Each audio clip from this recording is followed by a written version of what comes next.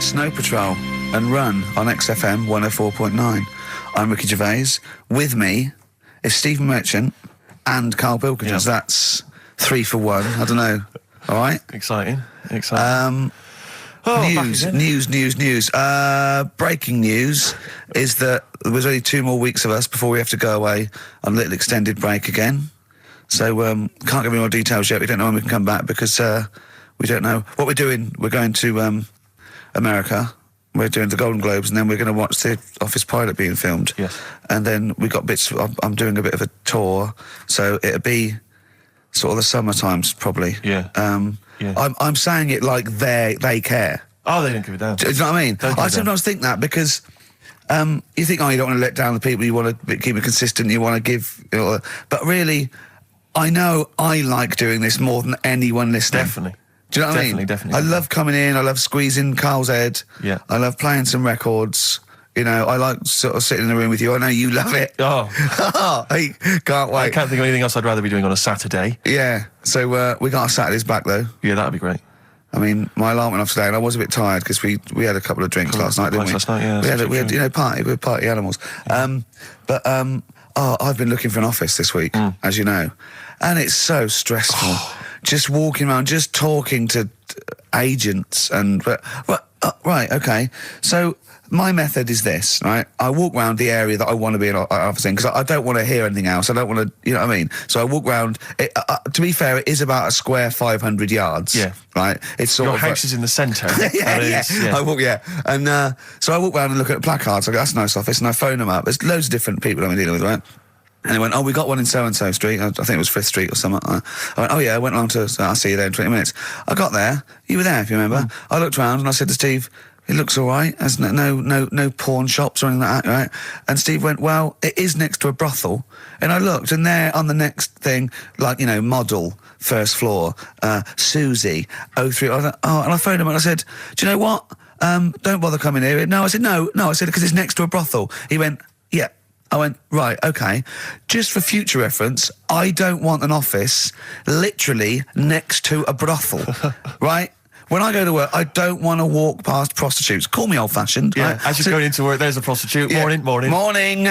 Oh, she's got a cappuccino. Yeah, Starbucks, yeah. Business good? Yeah, it's a bit slow at the moment. But it picks up later this evening. Does it really? Good. Yeah. And I said to him, I've got So my New Year's resolution is being like a little fascist when it comes to business. And I said, also future reference, no crack dens and no wild animals in the porch. And I just can't believe it. There's always something wrong. We went to one, right? It got there, right? And a woman said, I'm new here. She didn't know what keys she was using. And she went, it's the 3rd floor. And she went, there's no point, we won't both get in the lift. I went, right, will you get a desk in the lift? Right, she went, I've got a chair in the lift before. Brilliant. So, just find me an office, Rathbone Place, sort of Percy Street, Charlotte Street, Dean Street. Yeah. Yeah. 1st or 2nd floor. I'm worried we're going to get emails from estate agents, phone calls from them. You know what those people are like. But I don't look at the emails. True. Fair enough. So, play a record. Sexist. Joe Jackson, different for girls. He's not in the charts anymore. I can't believe it. Unbelievable. You were talking about renting an office. I'm a little bit intimidated because I'm just at the moment thinking about trying to buy a flat or something because I'm just tired of pissing money down the drain every month. I know, yeah. And but I'm really petrified. I've put it off because I'm really gullible. When I'm confronted with anyone in a suit who sort of knows what they're talking about, they can sell me anything. I'm intimidated. It's like, you're supposed to go in there and you're supposed to sort of act like you're the guy with the money. This is what I want. This is what no. But I go in there and it's like I'm afraid they're going to say, clear off. I don't want to sell you a house. I'm not interested. Have you ever thought of really putting on sort of like some sort of cool air? Like, sort of like kicking the door and going, what's that? Is it like, you'd be found out in 30 seconds, wouldn't you? Exactly. You'd go in there, you'd stub your toe, and they go, what do you give? I can't put my toe, Exactly, yeah. Brilliant. Just tapping the walls. Yeah, tapping the wall. What's the rates? What rates? I don't know. Well, do you remember, I don't know if I told you before, I wanted to buy a laptop computer, and everyone said, go up Tottenham Court Road, and I was reading like magazines and stuff, they were saying haggle, make sure you haggle, make sure you're planning to haggle, get the best deal you can. And I found a shop which was selling the computer I wanted, and I went in there, and I had this whole plan in my mind of what was going to happen. He was going to say, like, it's worth this. I'm going to go, well, look, I can get it cheaper here, I want to buy it from you, I'm going to haggle, and off I went. So I went in the shop, and I said, yeah, looking for this, interested in this Toshiba. How much is it? He went, oh, it's 1,500 quid. I went, sure. Okay. I said, I'll give you 1,300. He went, it's 1,500. And I said, sure, but I'm willing to give you 1,300. He went, 1,500. And I was done already because he hadn't even begun to haggle. And I was assuming he'd at least go 1,400 and we could start, but nothing. So now I was screwed. My whole plan went out the window. Yeah. What did you do? Just leave? No, I said to him, the thing is, I can get this computer cheaper down the road, but, I like what you're providing there. I like your service. I've had good stuff about you. It was amazing. I said, I've heard good stuff about you. And he went, I said, seriously, I can walk down the street, I can buy it there for cheap, for like 1,400. And he went, well, see you later then. And I was like, right. So I walked out the place. I said, well, I'm going to have to leave then. And I walked out the place, and of course I wanted to get it from there because it was still the cheapest, so I had to walk back in again. I went, yeah. I've just had some second thoughts. Listen, I'll tell you what, I'll pay the 1,500. Can I get a free carry case? He went, the carry case is free anyway. I said, I'll take it. The carry case is free. I got nothing. No, but how much would you charge for that if it was on sale? Carry case a tenner. Well, let's just say it is a tenner. Give it to me for free. And he went, no, it's a tenner. And you went, well, you said it was free a minute. Yeah. It's just pathetic. That is lovely. It's having to walk out making a big statement and then come back in again. Oh, dear. So I'm really scared. I feel like I need someone to come with me and do all the talking. Know what they're talking about. Because I'm not going to be able to tell if there's subsidence or if there's damp or... No, but you don't do that. Don't I? Is that not my responsibility? No, you get a survey done. Sure. And they charge for that, and then you don't have to go around doing it yourself. Right. Could I make a saving if I did it myself? Yeah, this should be over. This is a hole in the wall, Steve. Yeah, but what's a hole in the wall? Put some newspaper over that. In Chaucer's day, that was the toilet. That'd be fine. Carl, you're a second-time buyer, aren't you? Yeah. Bought one in Manchester. Lost $7,000 on that one. Well, don't buy in Manchester. No, it's a good flat. It's just it wasn't. I didn't buy it to sort of make money. I thought I was going to be living there like all my life, and then a job came up here, and it was like, oh. You bought your first flat in Manchester. You assumed you would be living there for the rest of your life. Well, I wasn't in a rush. Play record. You're an idiot. Hang on a minute. So have you got a property portfolio? Have you got the two houses now? No, I've got rid of that one. Oh, you sold that one? Got this flat. £7,000 loss. Got this flat. I'll tell you something that is interesting. Hold on, though.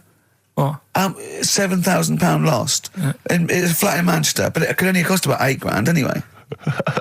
Right, Steve, something they do now, right, they've got to do by law when you're buying, right? I was looking at one in London, right? It's haunted. They've got to tell you now. Right, don't talk shit. I'm telling you Play now. a record. I'm telling you now. Yeah. There's no such thing as ghosts. That is ridiculous if that appears on a legal document. Right, if there's anyone who sells flats and does that for a living, yeah, right, email in, because I'm telling you now that is a fact. She sort of dropped it in. I said, oh, nice feel here. And she said, yeah, well, that'll be the ghost. Just dropped it in, that's all they've got to do. And then I was like, what? And they went, oh, yeah. That's all I've got to do, is it? So that's the legal thing. Did you drop it in? So in court you go, did you drop it in? Yeah, I dropped it in. Play a record, you're an idiot. That's David Gray, and this year's Love. If you're in love, I hope it lasts. It's only January. What you got for us, I just thought we ought to maybe go through some of the emails. I mean, I don't want to query the calibre of some of the emails we get sent on this show, but here's a typical one, Rick. Go on. There's no name, it's just from Glicko, that's his email address. It's just a question to you, Rick. Did I see you walking around Marylebone High Street last Sunday? Yes. Okay. Well, I don't know. Well, I was in Marylebone High Street last Sunday, yeah. Yeah, but did you see Glicko? I didn't see Glicks. Okay. I didn't see the Glickster. But... All right, this is one from M. Ricky, what do you think of Richard Bacon's show? I can't decide if he's better than you. Nor can I. Any thoughts? Nor can I. I can't help her out on that one. Sure. That's a really personal thing. She's got to dig deep. She's got to look at both of us. She's got to find out what she likes. Yeah. And then whether I provide more of that than Baker's. Yeah. I mean... Baker Foyle's brilliant. Yeah. I'm not going to put myself up against him, so I can't help you. Next, Steve, next. Well, there's a lot of emails last week which were saying how much they enjoyed the Christmas specials. Thank you very much for that. That's very flattering of you. Cheers. There was also a couple There was one that it was a guy. I'm sorry that I think I might have deleted it. But, I should have sent a reply because there was a guy from Canada saying if there any chance you're around in March, whether you could pop in and have a surprise birthday dinner for his wife. Oh, God, why don't you keep that? I know. Sorry Well, about I can't let it go now, can I, you idiot? Okay. So, I don't. I really apologise for that. Yeah. There's also, this is interesting, this is more for Karl, really. It seems unlikely. Is it from a doctor saying you're an idiot? We've got plenty of those. I tend to delete them. They're Okay, all right, so common. yeah. Look at his face. No, it just says, don't like to complain, but I won the film competition like 5 or 6 weeks ago, and I haven't received my prizes. Oh dear, that's all Karl has to do Well, that's on what I the was show. thinking. We provide the chat, the records, the light entertainment. I mean, the glamour. Strokes of comedy genius. All Karl has to do is send out the prizes and say there was a monkey that was a bank robber at 5 to 3. Yeah. What's your Karl. excuse, Karl? Do you remember her winning? I've got all. What, are you calling her a liar? Well, I am, because I don't remember ever seeing. Right, he's calling her a liar. So, Joanne Ogden, you're claiming, is just making this up. She sent this in on a whim, trying to fool us and get some cheap tat. Wow. I don't believe that. I don't believe anyone would lie to try and get knowing me, knowing you on VHS. I really don't. Well, I'll look in the records because we keep all the details, so... Do you know what I mean? Right. Well, one of you's in the wrong, and do you know what? Knowing you, Karl, I don't think it's Joanne. No. Has anyone else ever emailed in saying they haven't got the Loads of bag of times. crap? No, Loads they of haven't. times. They haven't. Well, Well, yeah, so- one mistake's one too far, because that's one person. So, you might send out 30, but that one person, that's the first time they've won a competition. They want the history of Wind narrated by Donald McIntyre on VHS. Yes. And, Stephen King's It on Betamax. yeah. No, they sometimes they want the best of Primal Scream on a cassette. Exactly. So, You've got to make sure you're sending these prizes out. Final email from Andy. He says, the webcam is pointing at the ceiling. Is it because the air conditioning vent is more exciting than what happens on the show? Let's put that down now. I think that's absolutely right. Hold on a minute. Now, just if someone... Is that good? People love the webcam. I don't know what they're interested in, because all they get is a picture of Karl's big head. It's not as big, it's just round. Oh. Get it right. Yeah. Karl, I'd like you to play the next tune. I got sent a little cheeky primer for The Cure's Join the Dots. It's B-sides and rarities, lots of stuff from them, from all over the ages. And it's amazing how good their B-sides are. Here's one of them playing. Yeah. Cure. And that's called A Man Inside My Mouth, which was the B-side to Close to Me. There's nothing amusing about that, Rex. I don't know why you laugh. Wow. It's called A Man Inside My Mouth. I know. And that's fine. Yeah, it's like, the little man inside your head. Yeah. Man If inside a your man mouth. wants to be inside anyone's mouth, that's good. Good luck to him. There's nothing wrong with that. But I agree. Yeah. Karl, do you agree with that? What man in your head? What does that mean? Brilliant, isn't it? Extraordinary. He Look at doesn't his even face. understand schoolboy carry-on innuendo. Amazing. I know the fact that the play on words is too far then. What does he mean on slightly erection? And what? What do you mean dumplings? Huh? You're a fan of The Simpsons. You know Yeah. that character in The Simpsons, the gap-toothed yokel? Yeah. If I look at Karl when he's Cletus. perplexed, Cletus. Yeah, yeah, It's very similar. It's the kind of cliche comic book thing of having a mouth wide open to suggest gormlessness. Oh. It's amazing. Or an accommodating come on. Yes, absolutely. Karl, that little man inside your head, it's what, that people use it as your conscience, don't they? All right. Have you ever heard that before? No. No? No. No? Okay. I was, Rick, I was watching Moonraker. It was on, I think it was last week. Yeah. I don't know how familiar you are with the James Bond films. I don't think I've ever watched a Bond film from beginning to end. Yeah. I've never watched one on DVD, and I've never gone to the cinema to watch one, and I'm not usually in on Easter Saturday. Exactly. The Honestly. thing about James Bond, when I was younger, I thought he was amazing. I just thought he was the ultimate cool, sophisticated hero. Do you know what I mean? My dream as a kid, like when I say kid, I mean a teenager, was to come home, which invariably he did. He'd come back to his hotel suite, he'd open the door, there'd be a trail of clothes, and he'd follow it, he'd go into the bedroom, there'd be a beautiful woman in the bed, You'd have said, clean up, what are you doing? You're messy. I'm going to have to get my mum to clean all this up Exactly. now. Mum, She's got a bad back. There's a nudie lady in my bed. But and as I say, I used to think he was really cool and sophisticated, and it's only of late that I've sort of revisited these films, and I tell you what, it's his jokes. Oh. He is the most it's sense of humour. infuriating man ever. Absolutely. I mean, I don't know why people in the films consider him so... I mean, I think the reason that women in the films are always being seduced by him is because, if you notice, they normally got English as a second language. Right. So they don't understand. So when he's making those jokes... So they don't know when he goes, just keeping the British end up. Yeah, I'm just attempting re-entry. Yeah. If I was a British woman, she'd be going, what? Yeah, what are you talking don't about, say you that. That dirty sounds bastard? awful, and it's a terrible It's pun, so Roger. lewd. What am I? Yeah, what am I? Yeah. one where he- And they just laugh And politely. they just laugh coquettishly and then, unzip their dress normally. Yeah. But some of the guys, there was one where he's being chased by a guy in a moped or something, and the guy plummets off a cliff and smashes through a van which is full of feathers, and he plummets to his death, and Bond just says, all those feathers, and he still couldn't fly. What are you talking about?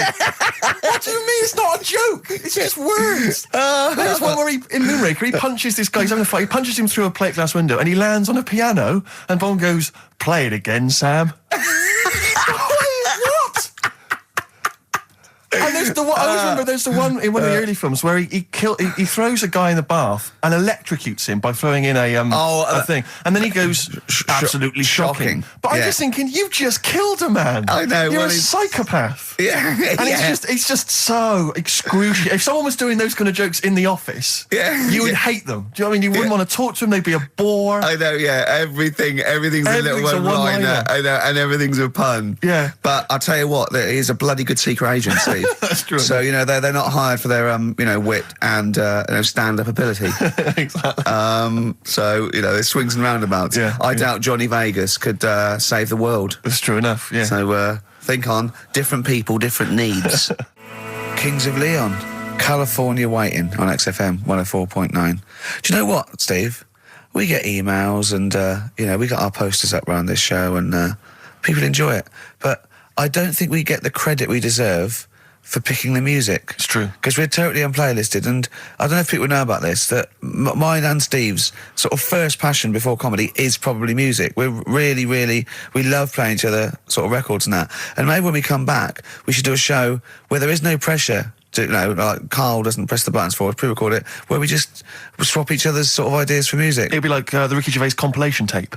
Well, sort of like, we're not talking John Peel, where we're trying to find obscure Belgian jungle and do demos. It'd be everything from, Kings of Leon, Lou Reed, maybe a bit of 80s stuff that people have forgotten about. Beautiful songs. So what do you think? I'd love to do that, Rick. I mean, genuinely, there's nothing more exciting to me than introducing to someone a song which they then go on and they love and they listen. Maybe they buy the album. But that's something to think about, maybe for later. Yeah. Well, it's like you say, the pressure to kind of come up with some, high caliber chat between each record. It takes a toll. But and that's it's a passion of ours, and we'd love to. But now it's Rockbusters. Can I just say something now before we do Rockbusters? A lot of people they come up to me, they say, "Steve, we like the show. When are you going to get rid of Rockbusters?" It brings it down. I'm not joking. I'm not joking. There's lots of people. But Come on, let Karl speak. Come off it. Come off it. What? I know people who say you're never going to stop that, are you? So one of us is lying again. Well, not really. I'm talking about people who've listened to the show. You're talking about Suzanne, your girlfriend. Martin, he'll be at home now with a pad, getting ready to play. But I should just... Mike Freeman did encourage Karl on a couple of occasions. He even tried to get him through with the answer egg when we were doing that naming animal round. Yes. So, but I should just say that people think that somehow Ricky and I are endorsing Rockbusters, that somehow by allowing it on the show, somehow we think it's good or we appreciate it. And I need to point out that it's more like when a child comes back from school and they've done a painting. Yeah. It's crap. Yeah. But of course you've got to stick it on the fridge. It's bigger than the house. You've got to stick it on the fridge because otherwise the kid's going to get upset. In this next episode, you've got to remember the cat is bigger than the house. Exactly. It doesn't look like anything. The humans don't have bodies. Their legs come straight from their head. Yeah, Mummy and Daddy. Please welcome to the stage Karl Pilkington's Rockbusters. All right. Right, so cryptic clues, initials, and you work it out and you email in and that. Yeah. First one. Yeah. Don't be stealing my tools. Take your sister's.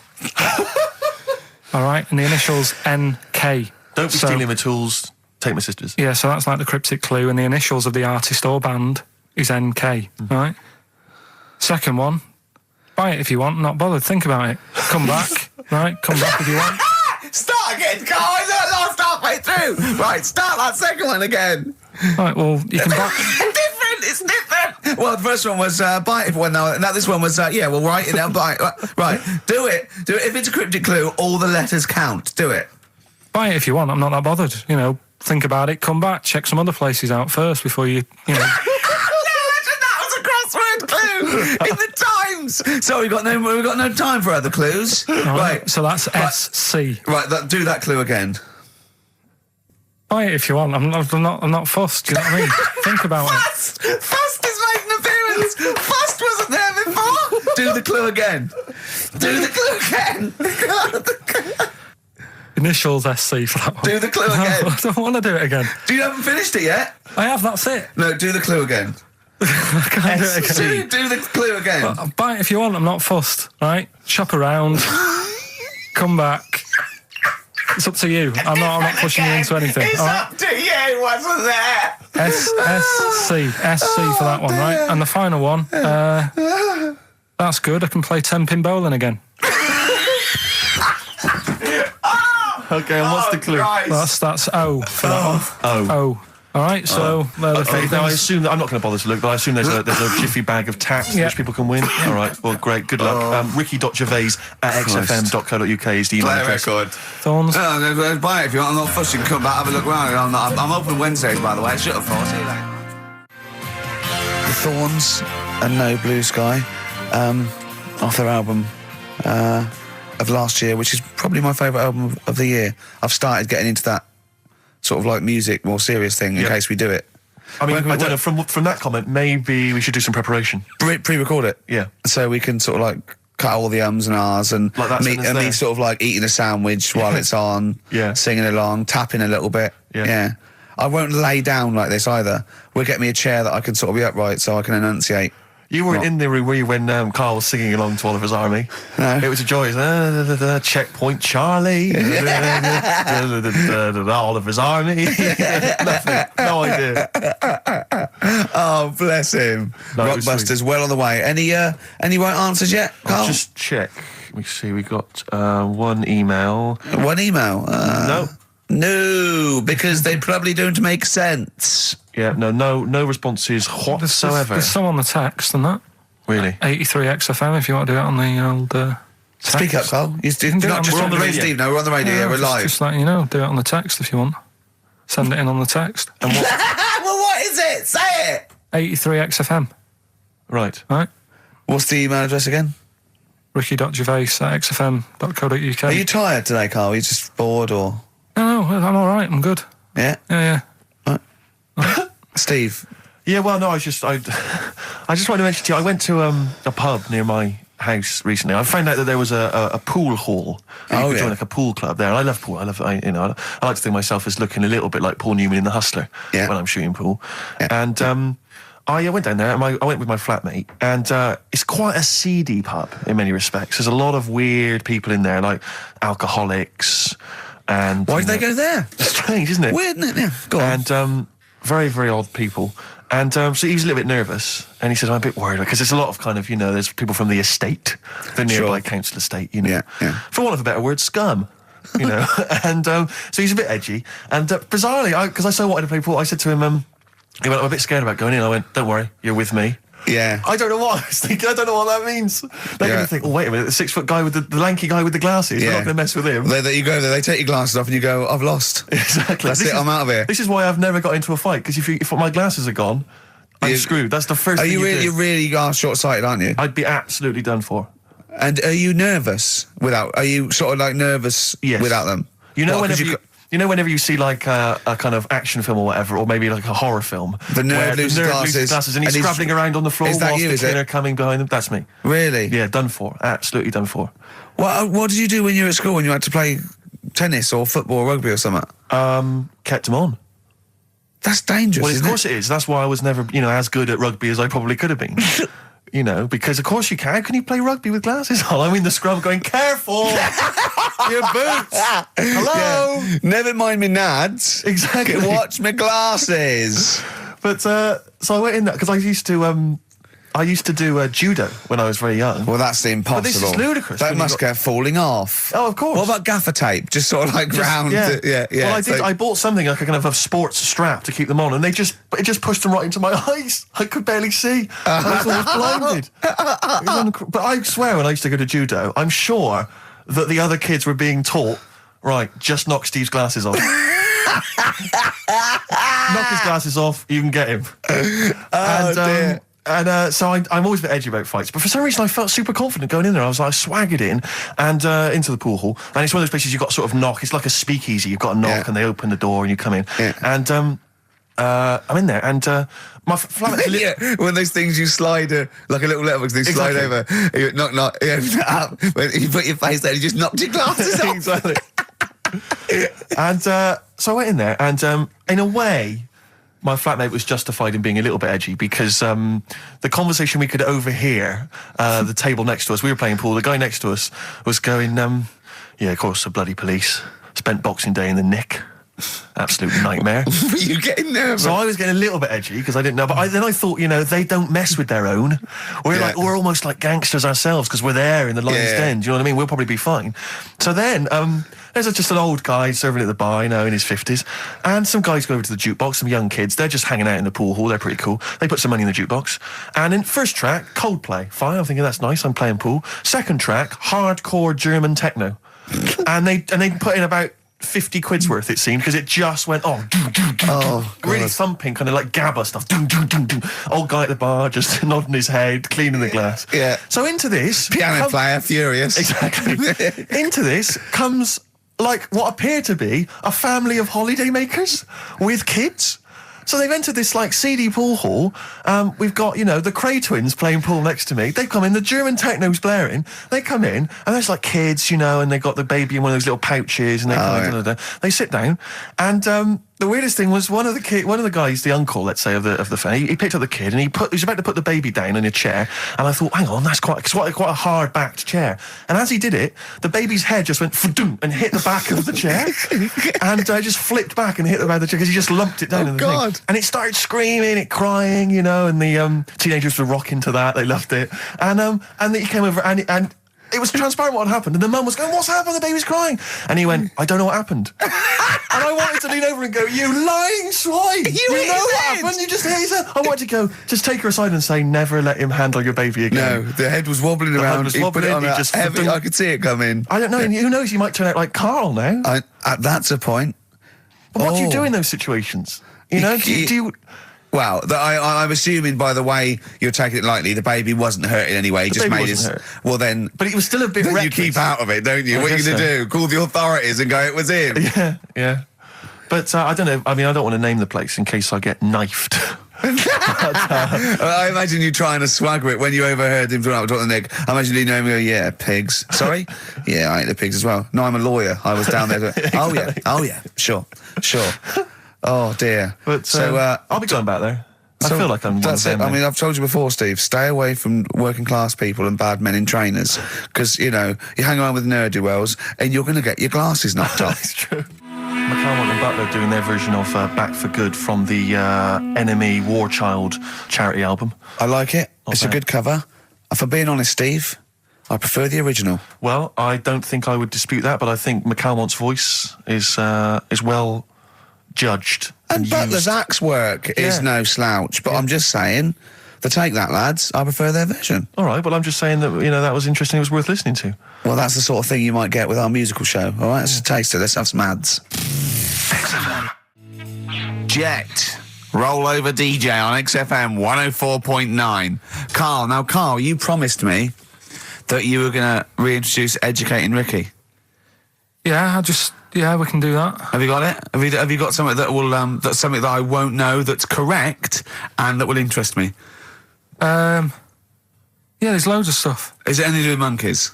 No, we've got monkey news. We've got monkey news coming out. Of course we have. Yeah, monkey news people. And they're now over to XFM for monkey news with Karl Pilkington. No, we won't do that yet. We're not doing that yet. Educating Ricky is. Yeah. Well, let's do it. We did it ages ago. Educating Ricky. Oh, that's interesting, and it's correct. Hang on a minute, though. What I do is I tease you, don't I, with headlines. Oh, go on then. And then you have Yeah. to sort of go, that one sounds good. Go on then, what are the I want to know headlines? more about that, educate me. Yeah, Right? okay. You've got, Jeez. that Nelly died. That Nelly died. All right, interesting. Okay. Right. Could be about an elephant. Yeah. Go on. You've got that. You've got, I got well. Take well as read. So they all start with well. Okay. knob body has been that lucky before. Brilliant. All right. Okay. Or you've got get a lobe of this court case. Right. Okay. Not bad. I'm going Interesting. for knob body has been that lucky before.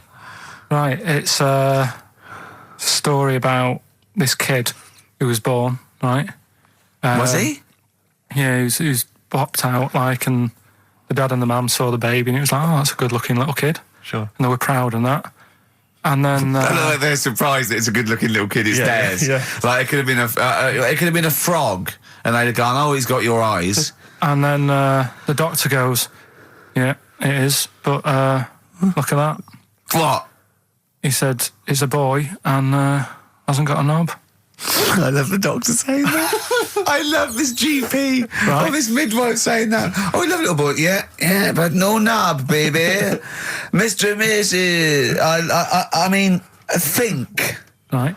No, but I'm speeding it up a bit. All right, come on. So the baby's Right, so born. the baby's like and that, doctor and says it's a the lovely doctor baby, says put it that, on. and the woman's like, oh, it's our first as well, and stuff, right? She's really gutted. She's living. What's the second going to be like? So, Go ahead. so the Just a knob. doctor says, you know, We'll call it Karl. All right, go on. Right, go on. so the doctor says, well, I'll leave it with you for a bit, get used to the idea, right? As opposed to throwing it away. So he wanders off. Yeah. He comes back with a smile on his face, right? Found the knob. So the mum and dad are like, what are you smiling about? He said, you're not going to believe this. Baby's just been born. It's got 2. Right? You can have one of them. And they did a little operation. Where did you get this information from? That's in a book. What book? Is it the a same joke as the book that you carry round with you? No. With the woman with 3 legs, the juggler with 9 arms, and the bloke who found shagging a chicken under a rock. Is it in that book? Weird though, isn't it? Well, it's not true. It is true. What, in the same hospital, there was a baby born without a knob. Luckily, Karl. It happened. You swear to God you're not making The this up. not doctor making it came up, back honest to God. smiling, because you won't believe it. There's a baby there with an excess of a knob. It happened, honestly. I'm not, all these things are not made up, the educating stuff. That's why I do it, isn't it? Teaching you stuff, always teaching you stuff. Fair enough. I was All right, like, if anyone can confirm the baby with no knob, they're the going to baby with confirm it 2, because they're going to go to the same dubious website that Karl got it from. I always try to be level-headed and reasonable in these situations. And it's you always ignore it. Guatemala or Mexico. Rodriguez was born without a knob. Luckily, baby next door and was got 2 knobs. What a load of shite. Play a Play a tune. record. There's still more to come. Oh, I'm looking forward to it. Was it Nelly? Nearly dead. It nearly died. Nelly died. Bones, Radiohead off the Benz album. I mean, might be my favourite album of all time. You said it before, yeah. I Yeah. can't say I've ever really got into it. I remember when it came out, it was just so ubiquitous everywhere. I never really bothered listening I to can it. still listen to it every day. I mean, that might be sad, I don't know. But little it's a fantastic album. Yeah. On XFM 104.9, just practicing for when we Talk about music. talk more about music than maybe monkeys and people born without knobs, baby. Karl, any other thoughts? Well, I'm not going to tell you any more educating stuff You're yet. going to tease me with that, are you? Leave you with it Nelly died Yeah. and get a load of this court case, right? But I want you thinking about Yeah, thinking about it. Yeah, just getting my red juices ready. that. Yeah, like an aperitif. Yeah, sure. But I've just educated you, Yeah. right? And I watched The Office Christmas stuff on last Sunday. Do you like First to enjoy time. it? I think it was good. Good. I think it was good. Thank you it was very up there with one of my favourites. The Brilliant. second one was good. Yeah, okay. Your second one, there's more the paybacks in the second one. The first one's more set up. Yeah. So, I'd have thought people would like the second one more. Yeah. So that's nice. That's a nice critique. Thank you, Karl. But there was something in it you did about cavemen. Cavemen? You said something about it was a fact about caveman, and you sort of only half did it. You didn't give the full information, like What? kind of doing that. You just Where was it? What bit was it? It was the bit when you were talking about getting a woman, I think, or you were talking about breasts or... Oh, the one when I said the reason women have cleavage is it reminds men of buttocks because when we were cavemen we used to do you from behind. Yeah. Yeah, at the blind date, yeah. Is that a joke or...? Well, I was hoping it was funny. We would... Oh, you mean... no, I don't know. Yeah, I think I did...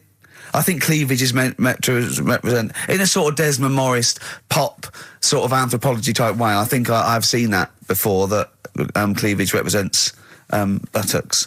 And I imagine, cavemen probably did do it from behind. I don't know what you want to know, Karl, really. It's in a sitcom. It wasn't a documentary. It looked like one. Yeah. Brilliantly directed to look like one, I'll give you that. No, but what you're saying, so blokes like... Yeah, I think cleavage is represented like buttocks because obviously buttocks were much more of a sexual organ, evolutionarily speaking. Breasts were to actually bring up, to suckle young, but and were a sign of sexual maturity, so you're ready to mate. But whereas... Karl, I'm not an anthropologist, mate. I'm struggling here. What do you need to know? But I imagine that the cleavage reminds you of an arse. Right, well, if it's all about arse, why don't gays like a little bit of tit? No, do you know what I mean? You've done me! So the question put to us today on XFM 104.9, please call me $, is if it's all about arse, then why don't gays like a little bit of tit? I was worried if it's all about arse, why don't gays like tit? If it's all about arse, why don't gays like tits? Just call in with your... Thanks very much for tuning in. This is in children's TV. If it's all about arse, why don't gays like tit? It's soon been an hour and a quarter before we got round to gays, so it's good to see they've made an appearance. If it's all about arse, why don't gays like a bit of tit? Is the question. What a brilliant question. Well, if you're an anthropologist or a psychologist, a doctor, a gay, please call in. If it's all about arse, this is the question. I'm not convinced by this whole... cleavage looks like an arse. That's no, not Steve. Nor am I. It's a bit of mock anthropology. I didn't think it would be under scrutiny. I think it's more likely that the reason men find cleavage attractive is because they know there's a lovely pair of Bristols down there. Yeah, so look at the cleavage. Here we are. If that's what's on show, exactly. Imagine what's down below. If that's in the front window, right? Yeah, what's she got in the back of the shop? Exactly. Oh dear. The Coral, Bill Mackay on XFM 104.9. If it's all about arses, Steve, why don't gays like a bit of tit? I think there might be a lecture on that at the Royal Institute tonight. I'm not sure. Stephen Hawking. Yeah, I think he's giving a lecture. Brilliant. I'll tell you something else, though. That's about cavemen and that. Yeah. Right? Not really. Go on. Do you know... I love the idea of a little gay fella. He's pulled a bird. All he's done is focused on the cleavage, and he's gone, that's a lovely arse. Right? He's got a back. Right, pulls the dress down. No! Where's the arse? I've been gone. There's boobs. Boobs. I hate. They're my worst. No. Right. Sorry, Karl. Cavemen and that. Yeah. Back to it. Doesn't drop a beat, does he? Do you know, like when you get a bit scared, and the hairs on your back and that sort of go up? Well, I haven't got a particularly hairy back, but go on. No, but on your neck or whatever, yeah. On your head. Do you know... Not in your case, but sure. Do you know where that comes from? Do you know why that happens? Why it happens? Yeah. To look more fierce. Yeah. Probably residue of like the erectile tissue would make you look apes, and that would make you look slightly bigger, your outline bigger. Is that it? Is that the answer? Yeah, just cavemen in front of dinosaurs and that. They sort of went, oh. And then... Well, it wasn't cavemen in front of dinosaurs, was it? Cavemen weren't alive when dinosaurs were alive. There was a couple knocking about. Right, okay, fair enough. There was a crossover point, surely. Not dinosaurs like you're thinking 15 million. Was the probably the Ice Age. There were still big reptiles. I think it's fairly common knowledge that the dinosaurs did not exist. Well, who gave the dinosaurs the name? Well, no. Well, no. Who gave the dinosaurs the names? He's using cavemen as any genus of homo. Right. I know he's thinking of the Flintstones, but I'm giving him like an instep into evolution here. But I should just point out, cavemen didn't have cars which they motored by running along the street. and they didn't mix cement in pelicans. You're aware of that? Right. Go on, Karl. Should we have the Rockbusters answers? Yeah, We've got to go get on, that I'd out of the way. I'd love to. Number 1 was, don't be stealing my tools. Take your sisters. The initials were NK. That was Nick Ursaw, right? Nick Ursaw? Nick Ursaw, 80s. I don't know. I've never heard of that band. Sort of Nick Kershaw. Nick Kershaw. Yeah, Nick. Sorry, what? Nick I don't Kershaw, understand it. that's- Nick. How does Nick Kershaw? Second one was, No, don't move on. Nick Ursaw. What's Nick Ursaw? Jesus. All right. It doesn't count. one. It's Come on, not a moving clue. on. Let's just leave it behind us, all right? Second one was bite if you want. You know, I'm not bothered. You can think about it, come back, have a look around, think it over. I'm not fussed. The initials were SC. That was soft sell, right? That works. Yeah, Well done. That works. right. And that's good. I can play 10-pin bowling again. That's O. That's outcast. All right. What? What does that mean? Outcast? You're out. You broke your arm, right? Got the Oh, cast that's off it. ridiculous. That's ludicrous. I mean, that's You ridiculous. broke your arm, you were in a cast, you got rid of the cast, you're outcast. Did Yes, anyone get that? Yeah. I mean, I am stunned. I think, to be fair, that was because how many bands begin with O? Yeah, I think that's why people got it. exactly. But they were guesses, yeah. I could probably make Oasis work if I tried hard enough. We've done that. Oh, pardon me. God. So, outcast. That's ridiculous. Why is it ridiculous? But We've it's had worse than that. ridiculous. We've had worse than The that. leap to We've had bowling. worse than that! No, Imagine that! I remember when I did my wrist in, then it fixed. I went 10-pin bowling. Why did you do your So it's wristing? what you did. Brilliant. So next week's quiz is what am I thinking? You're an idiot, Karl. Play a record. Who's the winner? Why did you do your wristing? Crash. I had a bit of a what? crash. Had a crash. You had a crash? Yeah. That sounds like a story we've not explored. Not much to it. I just went on a free sort of rally day. Got in this car. I'd been working all night, right? So I wasn't the best condition to be whizzing around a track in a car, Sure. like a Formula 1 type car. Yeah. Spun out of control, hit some mud, smashed it all in, wrote it off, and I didn't realise I'd done a load of damage until... Well, you landed on your head, but you were fine. Yeah. Who's the winner? Mike Godliman. Bad Time from the Jayhawks on XFM 104.9. Steve Merchant, Ricky Gervais, Karl. We're having a good time. We are indeed. All right. Karl, what you got lined up for us now? Right, well, you've got a choice. Nearly dead? You can have a bit of educating. Yeah, let's have educating. Come on. Educating Ricky. Actually, can we just clarify what this is? I think a lot of new listeners perhaps aren't familiar with this. It's when Karl looks on the internet and finds a weird story about, the double knob fun, and tells me about it. And it's usually not true. Okay. If it is true, I know it already. Go on then, Karl. They're not really weird stuff. It's just stuff that's gone on. That's interested me. That's all it's Yeah, about, and I go on. educate about it. I should just confirm that we've had a number of emails that say the baby born without a knob and then having one transplanted from a baby that luckily enough had two knobs is apparently true. Right, Yeah, there you no, go. listen. So- I don't question that Where's you that? could be born with a deformity and get someone's, fingers, knobs. What I'm saying is, it didn't happen with the doctor goes, I'll leave with it. I don't believe it. That baby's got two knobs. Exactly. What a coincidence. I bet that little bit of information isn't in there, is it? Sure. That he went out the door, I'm going to get a coffee, came back, bloody hell, hold on, look, here's an extra knob. I found an extra knob. We put that knob on there. Perfect. Right, well, you've opted for the headline, It Nearly Died. Right? Yeah. It's about this elephant. Yeah. 80 years old in Africa. Right? It's had quite a good life and that. But then what happens is, I don't know what it's been eating, but its teeth fall out. Yeah, that's what most elephants die of that because they grind them down, the teeth, until they can't chew anymore. And most elephants of dying of old age with an elephant is the fact that you haven't got teeth anymore. Well, it's had a good innings. It was 80. Yeah. Right? So anyway, They used to pop the food up and feed it to it, and it lived quite happily. No, what they did was the village got together, said, Chewed the food for that's it. sad, isn't it? Made it some False teeth. Made it some teeth out of wood. Wooden teeth for this elephant. That's 80.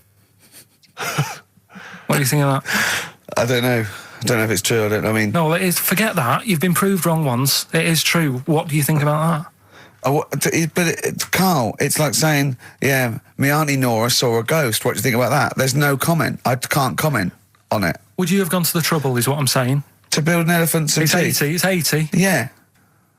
With all the problems Africa's got and that, and they're messing about making teeth for an elephant. What problems have Africa got?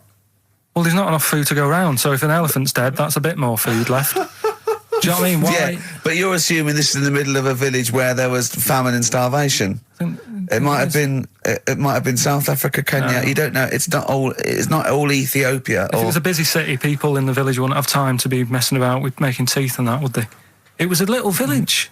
Little village. Yeah. And the local elephant. The local elephant, like a local post office. I'll meet you by the elephant. No, to be fair, Rick, I think I saw Bob Geldof on TV saying, please, people, stop making elephants' teeth. They are eating all the food. We're sending it over there. F the number. Where's the teeth? I don't know. It's possible. Send us the teeth. It's possible. It's possible they made this elephant some dentures. It is possible. Wouldn't it have been easier to just pulp it? Exactly. Mash it up, serve it some soup or whatever. Yeah, I think if you're making its teeth, it's really. So I'd have thought I wouldn't have thought it would work for very long, and I wouldn't have thought the elephant would understand that it was teeth. So I wouldn't have been able to thought that villagers could do it. I mean, top veterinary surgeons could have done some, but I think they made it all goodwill. But I don't want to thought it worked, so they probably end up dying or pulping it like I suggested. But thanks very much. Play a record. No, but didn't you say something about wooden teeth? Someone had wooden teeth. I don't know. I think that was possibly my grandparents. They had wooden teeth. Yeah. Well, I don't know if it was wooden. I think the palate was wood, and then the teeth were as you would normally expect. That's like from the 16th century, though, isn't it? Well, it was the 1940s. They used to hammer them in without anaesthetic. Really? Yeah. Just that put into the roots. It wouldn't. Oh God. That's a rubbish time, isn't it? To live. And other people's teeth, obviously dead people's teeth, you could replace it. Just bang it in for a while. Oh, God, unbelievable. Oh, dear. Play a record, Karl. If you've had teeth hammered into your gums. Placebo, English Summer Rain on XFM 104.9. Right, OK, you got the final educating rookie, Karl?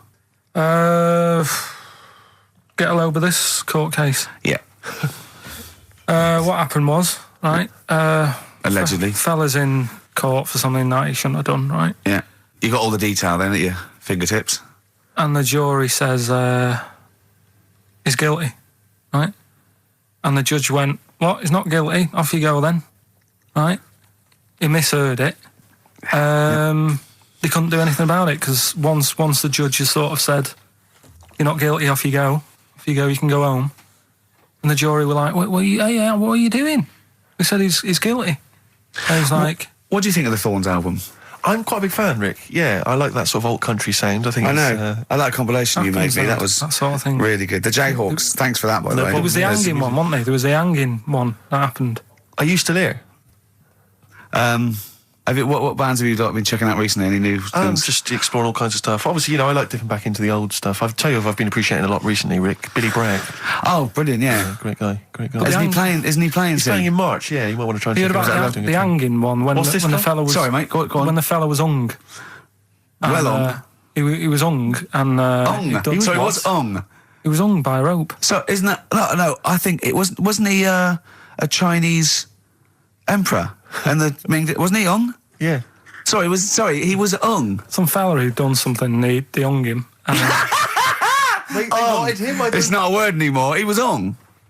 Look, don't be doing that again, because you said squoze wasn't a word, and then I showing you a menu today that someone sent, and it said fresh orange, squoze. Inadvertent commas, and next to it was the word colour, spelt C-O-L-O-R. So, presumably either the American menu, right, in which case there's loads of American words that we don't use, or... it's just a badly typed piece of work. Anyway, there was a bloke that was hung. He was hung and that, but he didn't die. Hung on that, he was definitely a Chinese. Hung on that, yeah. I remember him now, yeah. He didn't die, and they said, just hang on a minute whilst we change the rope and that, and he stood there waiting, changed the rope, they tried to, do it again, and didn't work. It didn't work, right? So they got another rope, right? Didn't work, and then they had to let him go because it's like there's a well-known saying or something from this thing. Yeah. Have you seen? Do you like "Oh My Car's On" by Tim Burton's new single? I don't know that I'm particularly. It's brilliant. Can we play it a bit later? Yeah, can we play it? Let's play a record now, and we'll talk more a bit later. Yeah. Hey, can you, Karl? Would you shut up?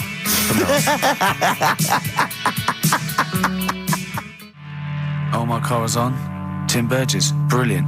XFM 104.9. Right. Well, we're running out of time here. Yeah. We had Karl in a little film, but I think we've only got time for monkey news, Yeah. What are you thinking, Karl? Yeah, if you want to do that. Yeah, let's do monkey news. All right. Play the jingle. Oh, chimpanzee that monkey news. Right, there's this monkey, right? Oh, yeah. I think his name was number 6 or number 7 or something, right? In this lab, right? Yeah. And anyway, it's in there with the rabbits and little mice and stuff like that. And The rabbit smoking. the nurse, right? The nurse, not the nurse, the woman who works in the lab. What would you call her? Is that a nurse? Depends. What depends what her job was. If she was a lab assistant, you call her a lab assistant. All right. I mean, they probably call her by her name. All right, lab assistant, right? Kirsty. So she's, I think it's probably Kirsty. Right, Kirsty Morris. well, she's in there, right? Yeah. And she don't work with many people and that. She's mainly on her own with, just putting lipstick on rabbits and stuff like that, right? Chimp fancies her. So, Chimp fancy her. He's putting on lipstick. Chimp fancies her because she's got hairy legs. He gets pally, right, with this woman because, he gets to a point when she sees him every day. It's the way he sort of tries to string out like it's a narrative love story. Did the chimp put its hand out and grabbed her, and then you thinking that he made a move on her? So right, come on, he's allowed out. He's allowed out. It's not a story, is it? He's allowed out the cage and what have you every day. So he's wandering about, and as time goes on, he's watching what she's doing more and more. Yeah. Right. So he notices like the code on the door, right? Right. Whatever 247 or whatever. Yeah. He goes, right, I've clocked that. I've got that. I'll remember that. Right. And then he goes, right, there's a lot of lipstick and that knocking about, a lot of makeup. Right, okay. No, there's no way. Finish. No, because Steve, you know what's going to happen. I know what's going to happen. So he's there. It's ridiculous. And he's going, well, if it's there, you know what I mean? So while she's messing about with the rabbit, he gets there, he's in front of the mirror, putting a little bit of lippy on. Right? You are no! I can't. It's gone too far.